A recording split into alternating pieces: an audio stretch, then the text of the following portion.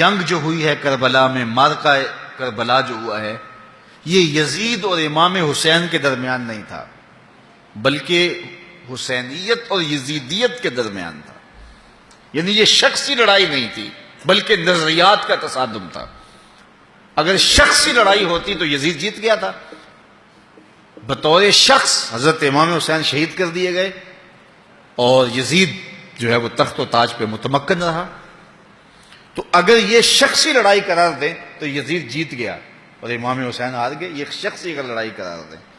اور اگر یہ لڑائی نظریات کی قرار دیں، اور جو حقیقت میں نظریات کی لڑائی ہے، تو یزیدیت ہار گئی اور حسینیت زندہ باد ہو گئی۔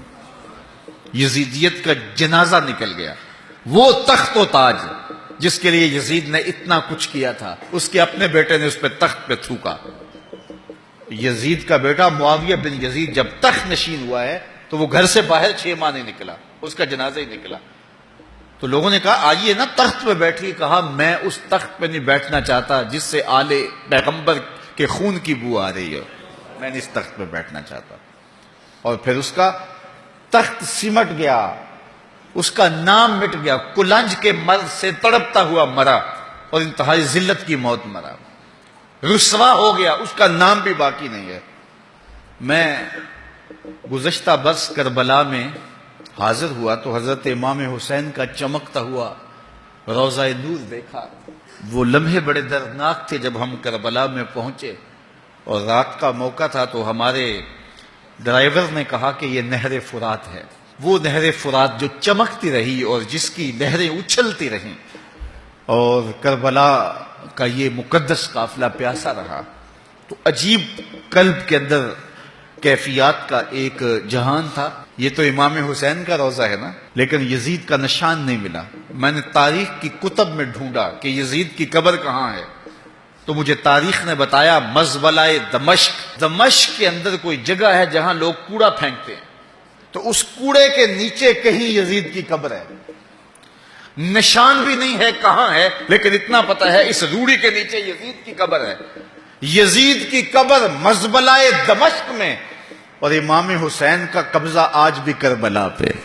تو یزید کا نام مٹ گیا، اس کا تشخص مٹ گیا، امام حسین کا نام بھی باقی، آپ کا ذکر کی باقی، اور آپ کے تذکروں کی خوشبو بھی باقی۔ تو یہ شخصی لڑائی نہیں تھی۔ میں نے اس دن عرض کیا تھا کہ طلحہ بن عدی بن حاتم نے 30,000 لوگ پشت پہ کھڑے ہونے کی بات کی تھی، لیکن امام نے اس پیشکش کو ٹھکرا دیا تھا، اس لیے کہ آپ حق اور باطل کی راہیں اجالنا چاہتے تھے، اور وہ انہوں نے اجال نہیں۔ حضرت امام حسین کی شہادت کے بعد بھی یہ جنگیں جاری رہیں۔ مالک اشتر کی قیادت میں مختار سقفی کی فوجیں ابن زیاد کی فوجوں کے مقابلے میں فرات کے کنارے لڑ رہی تھی۔ اللہ تعالیٰ نے فتح دے دی، ابن زیاد نے گھوڑے کو ایڑ لگائی اور میدان چھوڑ کے بھاگ گیا، باقی جو بھی قابو آتا اس کو پکڑ کے قتل کر دیا جاتا۔ خیر یہ لوگوں کی پہنچ سے بہت دور نکل گیا، لیکن اس کا جی گھبرا رہا تھا، پیاس کی شدت تھی، گھوڑا بھی ہانپ رہا تھا۔ تو یہ چلتے چلتے صحرا میں گیا تو وہاں اس نے دیکھا کہ ایک خیمہ ہے، تو سوچا کہ میں چلتے چلتے ان سے پانی کا گھونٹ مانگ لوں تاکہ اپنے جگر کی پیاس تو بجھا سکوں۔ تو اس نے گھوڑا کھڑا کیا اور ہانپتا ہوا اس نے پردہ اٹھایا، دیکھا تو خیمے میں امام زین العابدین قرآن کی تلاوت کر رہے تھے۔ تو جب اس نے دیکھا تو ایک دفعہ تو شرم سے پانی پانی ہو گیا، لیکن مرتا کیا نہ کرتا، پیاس کی شدت تھی کہ حضرت پانی دیجئے۔ امام زین العابدین نے دیکھا اور پھر گھڑے سے کٹورا بھرا اور اس کے ہاتھ میں تھمایا، سمجھا کہ حضرت نے مجھے پہچانا نہیں، پانی پی لیا، شدت کی پیاس تھی، پھر مانگا، آپ نے پھر دیا، تیسری مرتبہ پھر مانگا، آپ نے پھر دیا۔ 3 کٹورے پانی کے پینے کے بعد امام زین العابدین سے کہنے لگا حضرت شاید آپ نے مجھے پہچانا نہیں۔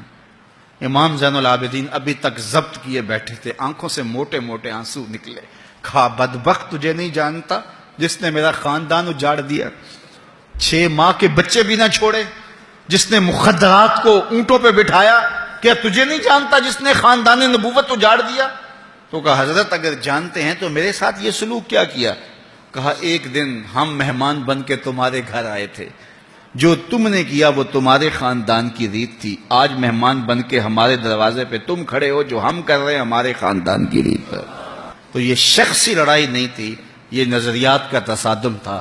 تو امام حسین رضی اللہ تعالیٰ عنہ جو چاہتے تھے وہ ہوا، حق اور باطل کی سرحدیں بالکل واضح ہو گئیں، نہ یزید کا وہ ستم رہا، نہ زیاد کی رہی وہ جفا، رہا تو نام حسین جسے زندہ رکھتی ہے کربلا۔